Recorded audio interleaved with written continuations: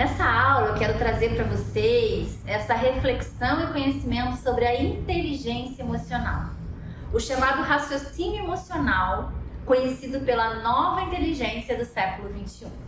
E por que ela é chamada assim?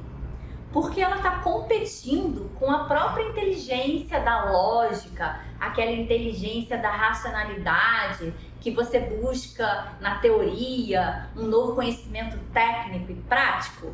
Essa é a inteligência antiga, inteligência que a gente sempre vai ter. A gente nasce com ela, a gente até aprofunda, mas a gente tem sido cada vez mais desafiado a ter controle sobre as nossas emoções, que essa sim é a inteligência emocional, que tem sido cada vez mais necessária no nosso dia a dia, não só a nível profissional, como até a nível pessoal. O mundo está em constantes movimentos, mudanças, e é por isso que a gente está falando aqui na nossa profissão, isso ainda mais, porque a gente está falando de projetos e mais projetos, de características diferentes, de relacionamento com pessoas diferentes, com reações das pessoas diferentes, muitas vezes difíceis de lidar. E se a gente não tem um controle sobre as nossas emoções, que é essa inteligência emocional, a gente vai ter muita dificuldade da gente atingir os nossos objetivos. Se torna muito duro, se torna muito difícil. E por isso que essa capacidade, essa competência, ela tem sido cada vez mais procurada nos profissionais de hoje em dia. As empresas de RH, Headhunter, eles estão em busca de pessoas que tenham controle sobre suas emoções diante das adversidades.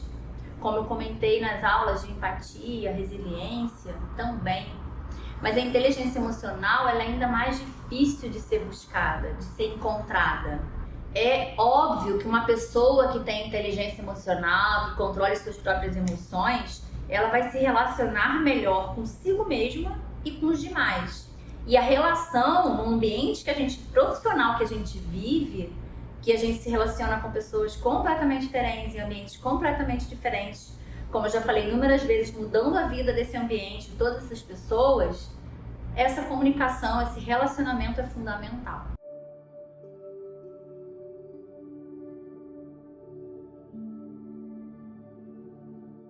Então é muito importante que a gente esteja consciente dos nossos sentimentos e movimentos internos quando eles se manifestam. Difícil, né, isso? Eu trouxe alguns conceitos escritos aqui também, mas vamos dar alguns exemplos na prática sobre isso. Eu falei para vocês já algumas vezes, em algumas aulas, sobre os movimentos das pessoas quando elas passam por mudança. Aquele movimento, por exemplo, que a gente vai mudar a vida da pessoa, o processo. Você trabalhava dessa forma e agora eu sugiro que você passe a trabalhar dessa. Você trabalhava com essa planilha e agora você vai passar a trabalhar nesse sistema, nessa outra localidade, às vezes em outro turno de trabalho. Aquilo dá um nó na cabeça da pessoa e muitas vezes ela vai reagir. Ela pode reagir com uma forma agressiva, por exemplo. Mas como que aquele sentimento, emoção da outra pessoa reflete no seu sentimento, na sua emoção, e como você vai se comportar com a sua emoção. Se eu reajo igual, se aquilo me gera um estresse e eu devolvo, eu não vou ter uma solução, eu não vou chegar a uma conclusão, eu não vou alcançar o meu objetivo. À medida que a pessoa vai reagir, eu vou reagir e ela provavelmente vai levantar e vai sair e ela não vai trabalhar nessa nova função sugerida a ela. Mas se eu controlo essa emoção, porque eu entendo, não porque eu tô tolindo a minha emoção, mas porque eu entendo que ela não faz sentido e eu consigo reagir de uma maneira positiva, então eu tô trabalhando com aquela resiliência e empatia que a gente falou em outras aulas.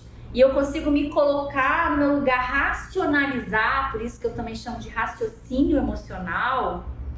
E aí eu construo o meu comportamento para a gente sair do outro lado naquela situação de uma maneira positiva.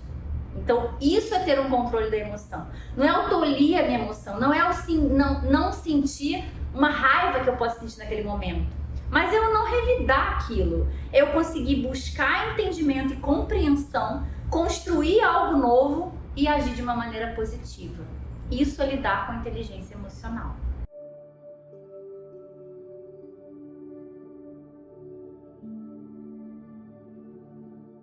Então, as pessoas que conseguem integrar a racionalidade com a emotividade, elas conseguem normalmente ter muito mais sucesso na sua vida. Porque isso quer dizer que elas têm um grau alto de discernimento. Você consegue discernir o que você vai fazer, o que você vai realizar, o que você vai entregar, o que você vai falar.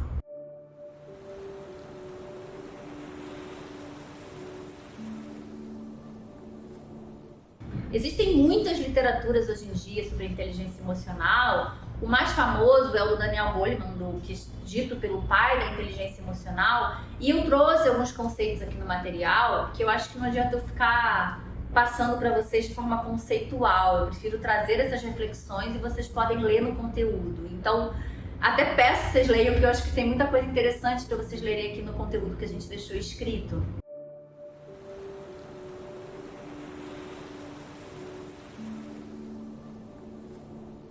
E nesse conteúdo eu listei 10 ferramentas práticas para você adquirir a inteligência emocional no seu dia a dia, você incorporar ela no seu dia a dia.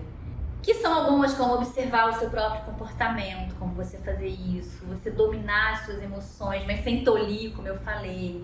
Aprender a lidar com essas emoções negativas, lidar sob pressão.